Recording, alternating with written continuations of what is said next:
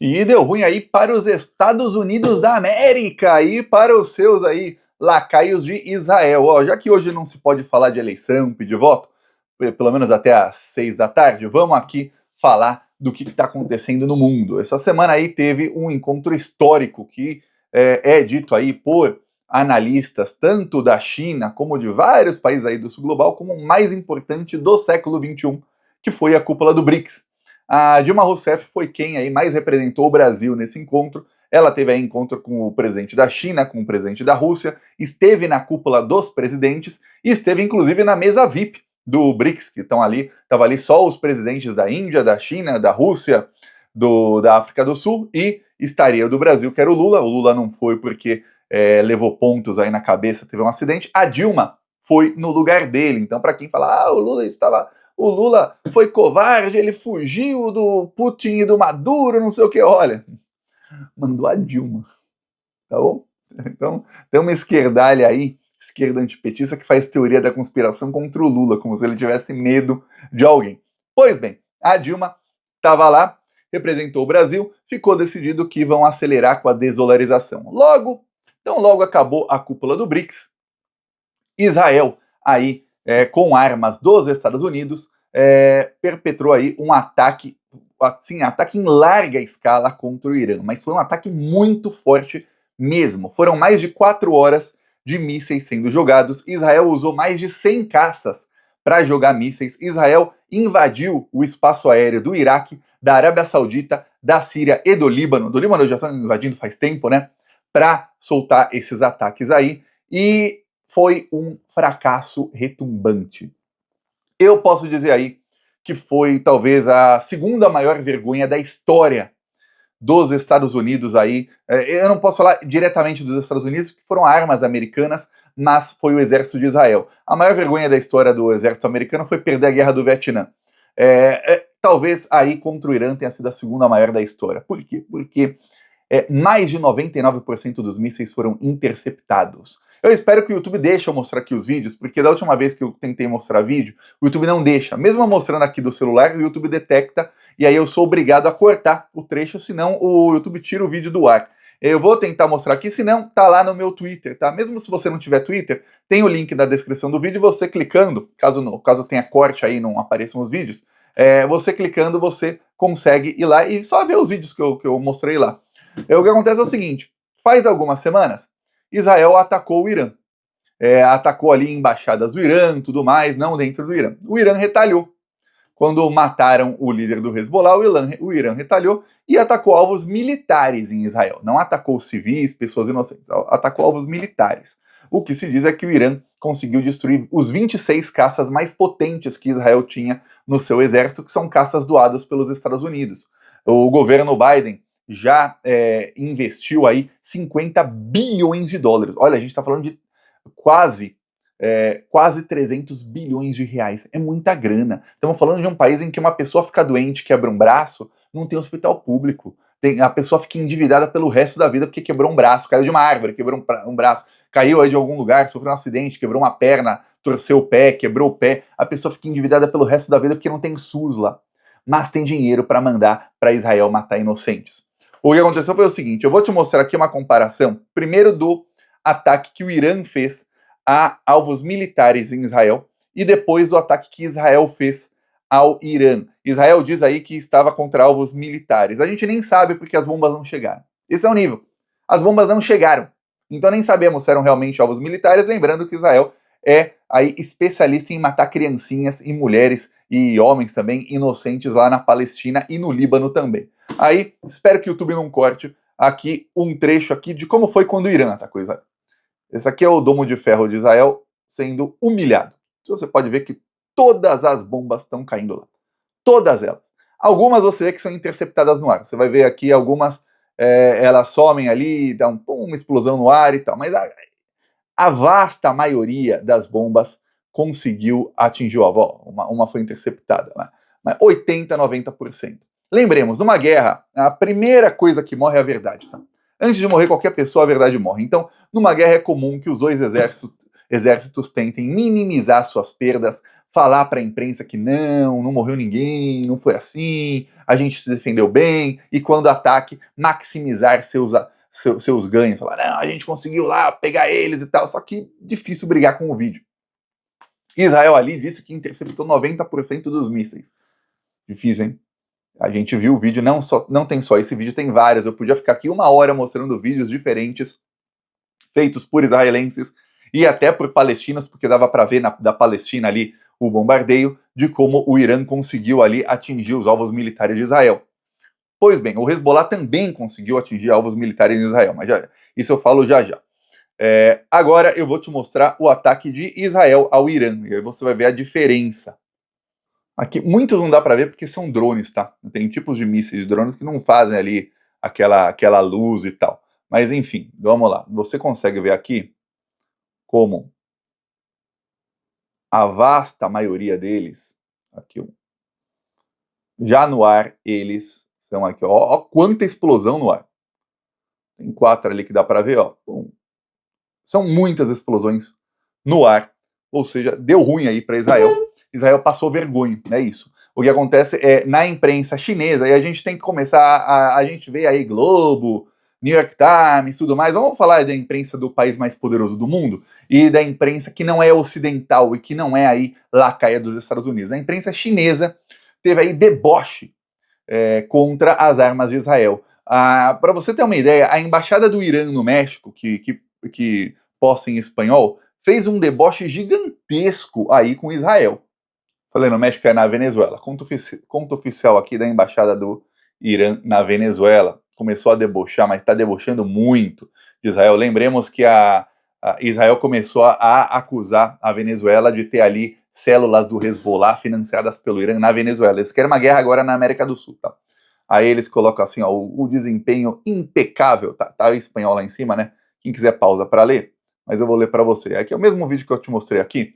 Desempenho impecável do sistema de defesa antiaérea do Irã na derrubada dos foguetes lançados pelo regime sionista. Demonstram a superioridade de tecnologia militar do Irã sobre os Estados Unidos e Israel. Estão debochando também dos Estados Unidos. Olha o nível que a coisa está chegando aí de escalada. É o Irã debochando dos Estados Unidos. Intensificando as críticas internas em Israel à ineficiência do primeiro-ministro Netanyahu e a inépcia e o medo dos militares relativamente à resposta do Irã, porque o Irã deve responder aí. Aí eles colocaram uma foto no dia seguinte, mostrando o céu lá na capital do Irã, falando, tá tudo bonito aqui, viu? Ó, os inimigos não podem perturbar a nossa paz. O céu tranquilo de Teherã, que é a capital do Irã. Aí eles ainda colocaram meme do Netanyahu como um rato colocando míssil aí, ó, pro Irã. Eles estão indo para cima aí na narrativa também. Aí eles mostram aí vídeos gravados por pessoas que você pode ver aqueles mesmos mísseis que eu mostrei antes sendo interceptados. Aí eles falam, ó, a gente tem tecnologia maior que vocês. Vocês agora que se preparem para a resposta. Então tem um temor enorme em Israel quanto qual vai ser a resposta do Irã para esse ataque. Parte aí da imprensa Globo, enfim, New York Times, os maiores canais aí da imprensa ocidental ligados aos Estados Unidos, disseram que, olha, o Irã não deve retaliar porque Israel tem legitimidade no seu ataque. Israel pode fazer o que quiser, tem sempre legitimidade. Mas ninguém pode retaliar Israel. Não se sabe aí se o Irã vai retaliar ou qual vai ser a retaliação, mas tem um pavor gigantesco. Tem um pavor gigantesco do Joe Biden. O que aconteceu foi o seguinte, quando o Irã conseguiu detonar os caças israelenses, no primeiro vídeo que eu mostrei aqui, os Estados Unidos viram, pô, não dá para Israel ir para uma guerra total, não dá para, na verdade é uma guerra dos Estados Unidos contra o Irã, que é um país do BRICS, tá? Não dá pra gente usar Israel como bucha de canhão igual a gente tá fazendo com a Ucrânia, que Israel é desse tamanho assim, e o Irã não vai ter a mesma paciência que tem a Rússia tem lá guerra em um pedacinho só da Ucrânia, o Irã vai destruir Israel inteiro em poucos dias. O Irã tem essa tecnologia, tem essa capacidade. E aí, o que acontece? Eles ficaram cerca de 3 semanas enviando os melhores sistemas de defesa que tem os Estados Unidos para Israel, para fortalecer o chamado domo de ferro. E aí, assim que esses sistemas de defesa tinham chegado lá e estavam instalados, eles esperaram o final da cúpula do BRICS para fazer os ataques. É isso que aconteceu. Fizeram os ataques e foi uma chacota total. foi um fracasso gigantesco, tá uma chacota enorme. Olha, os Estados Unidos, vocês não conseguem pegar. Não estamos falando aqui do sistema de defesa da Rússia, da China, falando do Irã, que ninguém aí considerava aí um dos exércitos mais tecnológicos do mundo. Se os Estados Unidos, com as armas de última geração americanas, vocês não conseguem pegar o Irã, tá ruim. O Irã disse que 4 soldados morreram aí nos ataques.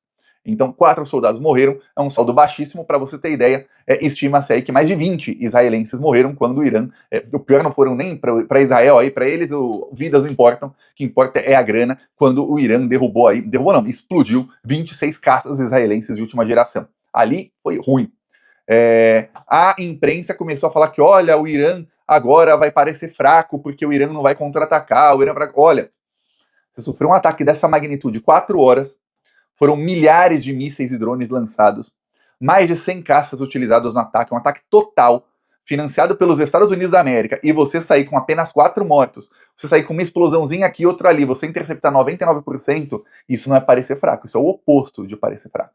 Então tá ruim a situação dos Estados Unidos. Para piorar, estão virando chacota aí no meio militar? Então, e para piorar, temos aí o que está acontecendo com o BRICS. Eu vou te mostrar aqui o mapa de todos os atuais membros do BRICS. Aliás, de todo mundo que participou da reunião do BRICS, que foi essa semana. Olha só, aqui fica maior. Pois bem, esses países aqui, todos esses países do mapa mundi, eles participaram da reunião do BRICS. Então, para quem fala, nossa, a Rússia e a China estão isolados, o BRICS está isolado, olha só, esses países juntos, eles têm 4 bilhões e 800 milhões de habitantes. Então, os representantes de mais de 60% da população mundial estiveram lá na Rússia, na reunião do BRICS. O Lula passou a ser atacado aí na Venezuela e em parte da América Latina. No Brasil também, mas aquela esquerdalha antipetista que nunca elegeu nem vereador, são um pessoal aí, são os web revolucionários que não servem para nada, estão sempre disseminando fake news contra o governo. Estava aí semana passada inventando que o governo é cortar FGTS, BPC. São sempre os mesmos, são os mesmos CPFs, as mesmas pessoas, não é a mesma organização, mesmo grupo, não, as mesmas pessoas que estiveram em 2013 ali dizendo que não vai ter Copa, e olha, não é só por 20 centavos, e tentando derrubar Dilma em 2014, e aí ajudaram a derrubar Dilma em 2016, aliados com os nazistas do MBL, e que estiveram ao lado da Lava Jato, os mesmos. Então agora, atacando Lula, xingando Lula de neoliberal, para mim neoliberal é xingamento, xingando Lula de neoliberal, dizendo que o Lula é lacaio dos Estados Unidos, porque ele não aceitou a Venezuela no BRICS. Muita gente de esquerda não entendeu porque que o Brasil, abre aspas, vetou a Venezuela. Eu falei aqui, expliquei um dos termos. O Brasil sabe, o Lula sabe, que a Terceira Guerra Mundial será em vários lugares. A Venezuela entrar no BRICS torna ali um alvo gigantesco em Brasil e Venezuela para uma nova guerra. Olha, coincidência ou não, Israel começou aí a acusar a Venezuela de ligações com um grupo terrorista. Eu mostrei aqui outro dia Israel explodindo aí com armas americanas prédios no Líbano. Prédio aí, podia ser a minha casa, a sua casa, era casa aí de várias pessoas, com gente dentro, tá? Não é que as pessoas tiveram tempo de sair, não. Explode. Você tá morando aí no seu apartamento, de repente explode. Explode tudo, cai o prédio inteiro, você morre, sua família inteira morre. Se você saiu pro trabalho e deixou filho, esposa ou marido, deixou alguém em casa, as pessoas que estiveram lá morreram. É isso que Israel fez. Para fazer isso no Brasil, na Venezuela, em qualquer país da América Latina, é assim, ó. É só falar que tem um grupo, um terrorista lá e explode. É isso, tá? E a comunidade internacional não vai falar nada. E a imprensa brasileira vai fazer assim, que bom, mas tinha um terrorista lá, gente. Não é guerra, não é genocídio dos Estados Unidos e de Israel, não. É uma guerra contra o terrorismo. Ó, que bonito. Que bonito. Aí pode qualquer coisa. E aí o que acontece? O Lula sabe disso, mas tem também outra coisa. No ano passado, o Lula chamou o Maduro, presidente da Venezuela, e o líder da oposição venezuelana para Barbados. Barbados é um país aí na América Central. Os dois assinaram acordo, e o Lula também, que é o chamado Acordo de Barbados, em que concordaram em ter eleições livres e transparentes na Venezuela. Ok. Teve eleição na Venezuela, as eleições foram super sujas, a extrema-direita de lá, que é a oposição ao Maduro, foi suja, como é a extrema-direita do Brasil, com todo tipo de fake news, porém aliados à grande mídia. Então conseguem aí manipular muita gente. O Maduro anunciou aí que ganhou a eleição, né? A Justiça Eleitoral anunciou que ele ganhou e não mostrou as tais das atas eleitorais. Quando ele não diz que ganhou a eleição e não mostra a ata eleitoral, a parte de que era eleição transparente, ele traiu o Lula. Então o Lula foi fiador daquele acordo. A oposição não ia participar. Ia ser uma eleição como teve na Venezuela em 2017, sem oposição. Até menos pior, viu, do que seria. Mas o Lula foi o fiador, a oposição financiou e não teve a tais das atas. A oposição inventou atas fake, foram comprovadas que eram fake, dizendo que ganhou. Então a oposição colocou fake news dizendo que ganhou, o Maduro falou também que ganhou, e aí ficou naquela. E aí? E não teve transparência nenhuma. O Lula ficou pé da vida. Para piorar, em nenhum momento o Lula disse que teve fraude na Venezuela. Ele falou: eu não reconheço o resultado. Não teve aí. Como é que tem uma eleição e eu não sei quantos votos teve em cada urna? Não tem como eu reconhecer você. Mas também não estou dizendo que foi fraude. Mas, pô, peraí, né? O Maduro dá uma declaração e diz que a eleição no Brasil que o Lula ganhou do Bolsonaro foi fraude. Aí, estamos fazendo política de gente grande. Uma coisa é o Maduro ficar assim, e levar e falar, não, eu tô contra a extrema-direita e tal, e vamos lá e tal. A outra coisa, ele vai lá e acusa o Lula. Aí fala, peraí, meu, você rompe o acordo aqui que eu fui fiador, agora você me acusa de fraude, sendo que eu não acusei, eu só não reconheci. Você tá me acusando de fraude, com todas as letras. O Lula falou, não. O Lula tinha as escolhas para fazer no BRICS, o Lula tinha esse contraponto aí, que ele sabe que vai ter uma tentativa de guerra na Venezuela, e se entrar no BRICS, a tentativa é muito maior. E o Lula tinha uma outra coisa, uma vantagem, que é, se eu ficar falando de Venezuela, que eu tô vetando a Venezuela, ninguém vai ver que Cuba está entrando. E aí você vê analistas da Globo, burros, mas gente burra. Fico pasmo como esses caras ganham 200, 300 mil reais por mês pra mentir pras pessoas. Fico pasmo como é fácil, se a pessoa for mau caráter, ficar milionária no Brasil. Falando que, olha, porque o Brasil vetou a Venezuela, porque o Brasil colocou uma risca no chão, você tem que ser uma democracia, brerê, barará. Os mesmos que falam que Cuba é a pior ditadura e tal, Cuba entrou. Como é que é? É porque a Venezuela não é a democracia que foi vetada? Não. Não foi vetado. O Brasil tinha escolhas, escolheu Cuba e a Bolívia. Países aí aliados do Brasil, a Venezuela deu isso aí. A Venezuela deve entrar no ano que vem, tá? No BRICS. Se não for no ano que vem, é em 2026. E no ano que vem ainda com a presidência do Lula no BRICS. Venezuela deve entrar. Mas ficou isso. O Lula passou a ser atacado na Venezuela, os venezuelanos não entenderam isso aí. Obviamente, eles queriam entrar no BRICS, mas a Venezuela é membro informal do BRICS. É o país com maior investimentos chineses, tem aí amplo e restrito apoio de quase todos os membros do BRICS, e para piorar aí para os Estados Unidos, a Turquia entrou no BRICS, e eu vou finalizar esse vídeo com uma frase do presidente da Hungria de hoje, tá? Essa frase foi hoje. Erdogan acusa os Estados Unidos de usarem grupos terroristas na Síria e no Iraque para seus interesses de Israel. O Erdogan está falando o seguinte, presidente da Turquia: os Estados Unidos financiam grupos terroristas, esses grupos terroristas, quando eles querem, fazem um ataque, entre aspas, contra Israel ou contra alguém que os Estados Unidos gosta, e aí eles têm uma desculpa para fazer uma guerra total e para chamar guerra ali no Oriente Médio. É isso que está fazendo os Estados Unidos. O cara que faz parte da OTAN tá falando isso, tá? Olha, o BRICS conseguiu rachar a OTAN. Isso é o que está acontecendo aí no mundo nessa semana. Hoje, dia de eleição, espero aí que a esquerda tenha um excelente resultado. Seguimos aqui na luta. Falou!